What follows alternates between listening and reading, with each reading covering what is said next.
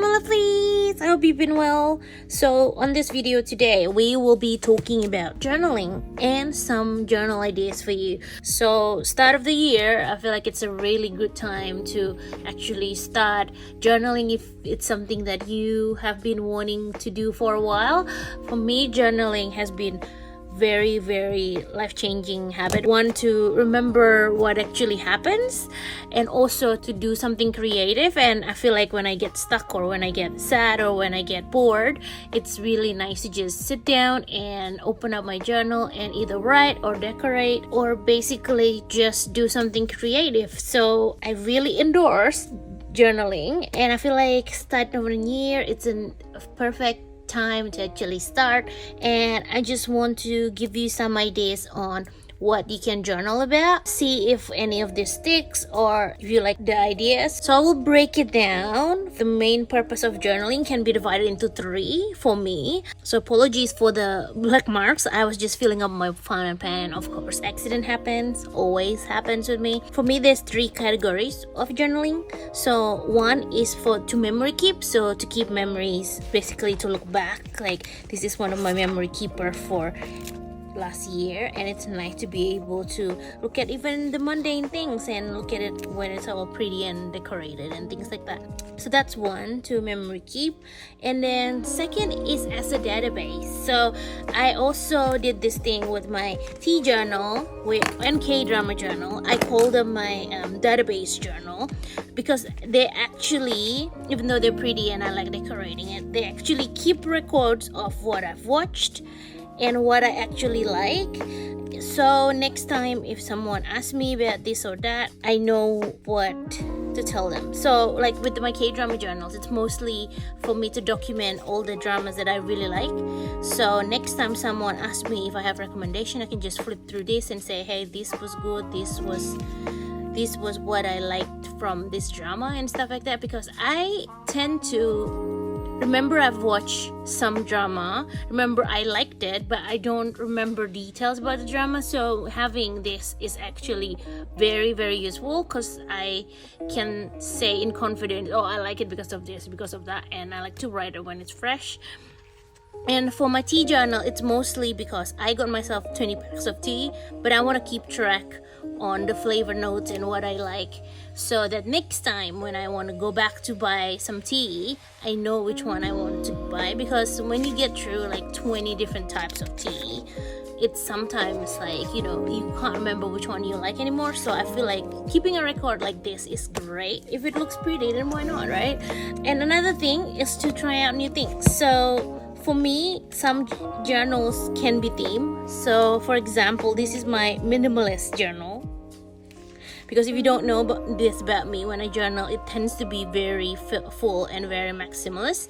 But I'm trying to try a new style on this journal. So it's a nice little headspace to be able to try out something new you don't usually do. Like maybe it's a new type of style, or if it's a new theme. I also always have a collage insert, usually, just because this one is basically just to play with papers and things like that, but it does make me quite happy. That's a theme journal as well. Those are how I divide the purpose of my journals, right? So now I will go back to each. So I will expand on each of them, if that makes sense. So the first category is daily/memory journals. So obviously you can use it for memory keeping, like this one. So I'm usually on a weekly layout for these journals, just because I feel like my life is not that interesting to have to do a whole spread every day, you know what I mean?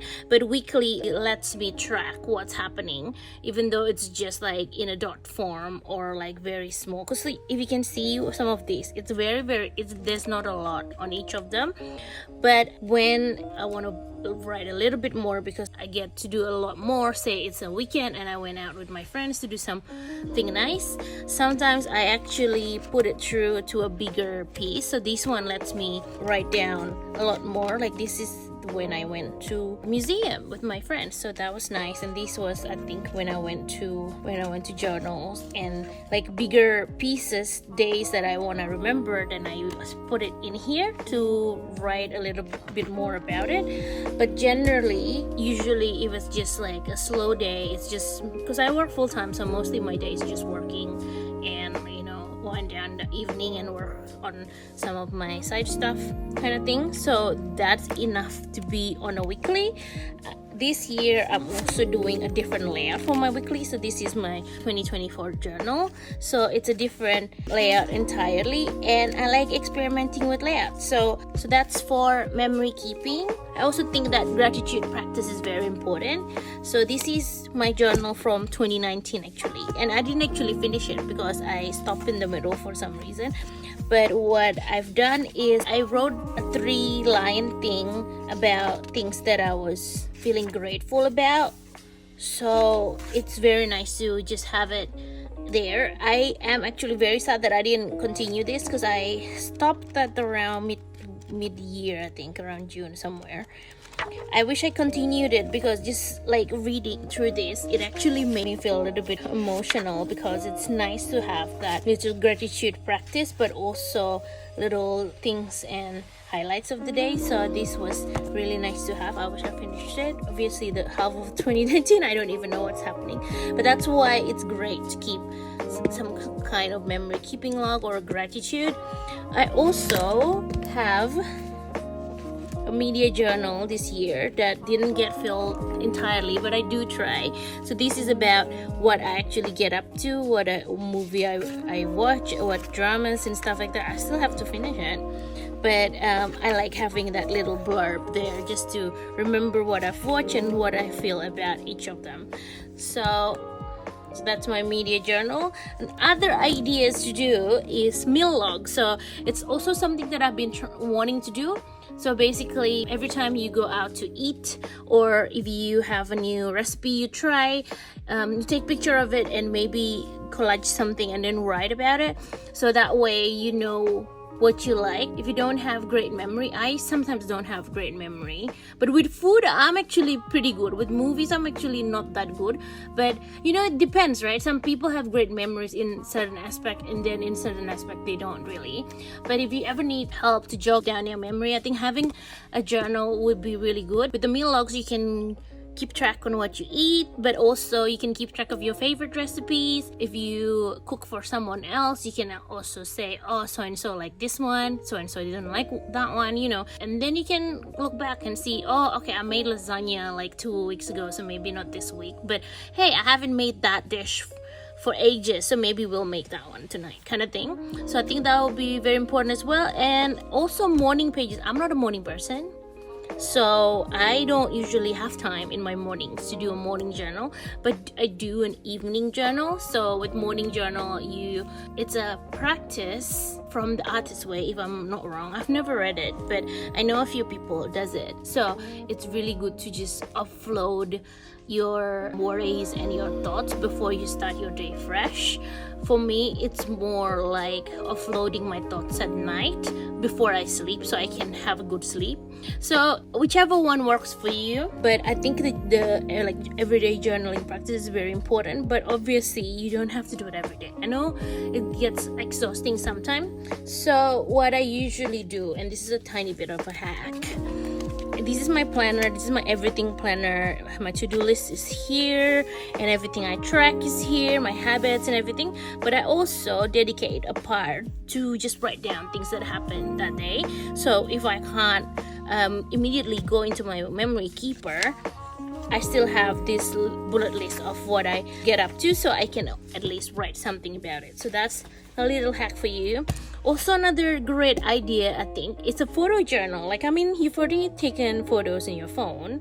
You can always just print one out for that day and then write a little blurb about it. It's something that I've been wanting to try, but I'm actually really bad at printing photos. Something about it feels like a lot of work for me, so I never actually commit to printing photos. Like for my movie journal, basically only the first few actually have a photo on it, and then the rest I actually left out spaces, intending to put photos, but it doesn't actually happen. That's something I'm still working on, something I constantly struggle with. So if you have good ideas on how you print photos, let me know, because I do really need some tips and tricks for that. So those are my ideas for daily / memory keeping kind of journaling. And then now we will go into what I call the occasional journal. So occasional journals are not something you write on every day, but it's something that you kind of it's a collection of things. So my tea journal is probably the perfect example of an occasional journal. Like I drink tea every day, but it's not every day that I drink new teas, right? You buy a packet of tea and only the first time you brew it, that goes into this journal. It doesn't get touched every day, so it's an occasional journal.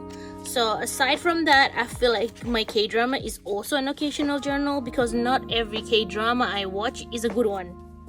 So I only put the ones that I really like in this insert. So the one that's, not as good doesn't even go here, even though I still try to log it here anyway, just so I know I've watched it and what my feelings are about it. Those are occasional journals. Other ideas is to actually do a travel journal. This was my travel journal from New Zealand that I never actually finished, because I actually lost the ephemeris for it. I'm still looking for it. When I actually get it, I might catch up with this, but maybe by then it will be way too late. But it's a very good practice to do. So if you travel a lot, maybe you want to do some travel journaling.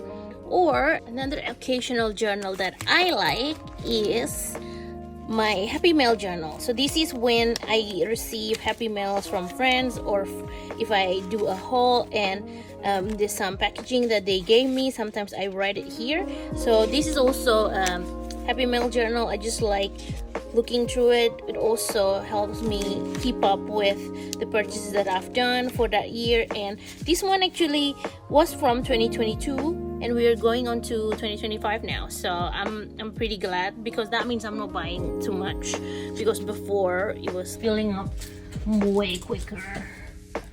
So this is my first happy mail journal, and yeah, it filled up really quick because I was still pen paling at the time as well. So yeah, I'm glad that that one isn't taking as fast to get filled up. Another idea is, if you go to cafes with friends a lot, if you go to get nice dinners a lot, you can also log it as well, so you know what you eat, and you know what you like, and you know what food is good from that restaurant if you don't go too often. I think that would be really good as well as maybe coffee journal. I have a tea journal, but if you're a coffee person, then you might want to keep a coffee journal. Some of my friends do music journals, which is when they log musics they like. So I feel like that's a great idea as well. And another thing also is a commonplace journaling. So with commonplace journaling, you just take down notes on things that you read or things that you watch, kind of thing, and write it down so future you can actually remember. So I started this journal 2024, but I didn't write a lot. I've only picked it back up in the end of the year, but I do want to fill up this a bit more. And I know it's not great right now because I don't have any sorts of great labeling and things like that. So I'm not sure how this will go on 2025. There's still a ton of pages, so I don't want to retire it just yet, but I want to keep commonplacing for this year as well. But also, I don't know if this kind works for me, but I will have to try a few different things. But commonplacing is really great. It's just writing down things that will help feature you. If I treat it as notes that I need to keep in mind, and I want to look back in, I don't know, 6 months to 1 year time, or in the future, just constant reminder. And I also started someone actually told me with commonplacing that your thoughts are important as well. So it's not just about other people's thought, but it's important that you work through your thoughts. If you think that there's something that you realize today that might help future you, note it down. So I'm trying to be better at that as well, to actually note down things in my commonplace. So that's still a work in progress, but we are always all work in progress. We're never done. So the last category is the theme category. So like I told you before, I use the Travel's Notebook system, and I feel like the great thing about Travel's Notebook system is for people that like compartmentalizing their journals. So one journal is for this, one journal is for that. So I actually really like to have journals for just my K-dramas, so it's not being mixed up with all my other memory stuff or other work stuff. And in the future, if I want to check what K-dramas I enjoyed and stuff like that, it's easy because it's all compartmentalized in one insert. And the system is great because, as you can see, like, you can have a few different inserts and you just put them together into like a little cover, and then once you're finished, you can actually just take that out and then put a fresh book in. So I really like that, and it's worked really well for someone who likes to compartmentalize like me. But I also compartmentalize my journal style, because you can see this with a lot of writing, right, is different from my collage journal, which is a little bit more decoration and less writing. So it's nice to have spaces where you can try new things, I guess. This is my usual journaling collage style, right? But I also have a book where I do all my minimalist spread. It's nice to have that headspace, so when you open this book, you know that you want to do minimal journaling. And for me, it helps a lot if you're experimenting with new stuff, especially if it's something that you don't really used to do normally. Other ideas is probably if you want to do a little bit more junk journaling that is more vintage, right? Because like sometimes there's different styles of things that you can't really mix, or maybe I can't really mix yet because I see some people mix it very well, but I cannot mix the vintage style with the cute style. So in my planner, it's mostly cute stuff. So all this, all this cute stuff probably can't really make it to my collage journal, but they find a home in my planner. So it's one of those kind of mindset where it's like you can put certain kind of aesthetic in different journals. I also, this is a bit silly actually, but I'll show it to you anyway. I also have a journal. Literally, this is my rubbish journal, because what I paste in here are things from packaging, things from basically packaging of, I don't even know what this is, like packaging of food and like washi tapes and stuff, just to do a few collages on here. It's a bit random. It's nice to have some of these to paste. Shouldn't be showing you that because that's my dress. So things like that's a packaging from one of my orders. This is a bubble tea packaging actually, and I also have this one is from a bubble tea cup as well. It's just lots of fun things. I am the type that I am a hoarder, so I cannot let go of things that are really cute, like packaging wise and stuff. So this is where I put on those stuff, so that I actually have a home for them and they're not just lying around in some drawer somewhere taking space, even though they take space here as well. I feel like once I paste it in here, it has a home, which is nice. So that's why. So that's the packaging from a bubble tea as well. I really like that, so I took it out, this one as well. Those are some journal ideas I have for you. I hope that sparks some inspiration for you to start journaling for this year, because it's the start of the year. So I feel like with start of the year, you always get a burst of energy where you want to try all this new stuff, you get inspired to do this and that. So why not we use that inspiration to actually do some journaling? Because I have seen benefits out of it. Like, it's a nice way to work through your emotions and to be creative, do things with your hands, just like different feelings when you're creating something, for me anyway. So I hope that's helpful. I do a lot of stationery and journaling in this channel, so if you like journaling and stationery, or if you want to do more of journaling, then feel free to subscribe and join the fam, and let's be friends. So that's it for me today. Thank you so much for hearing me ramble about all these things. I hope one of the ideas stick. If there's a new journal that you want to try in the new year, let me know. Or if you have more ideas about journals, actually, I'm always all ears for ideas relating to new journals, because I do have a lot of inserts. Well, I do sell them as well, so I do have a lot of them, but I'm always up for ideas where it meant that we'll start a new journal, because starting a new journal is very, very exciting for me. So I hope it's exciting for you too as well. I hope this is helpful, and thank you so much for watching. I'll see you on the next video. Stay safe, take care, and stay creative. Thank you so much. Bye bye.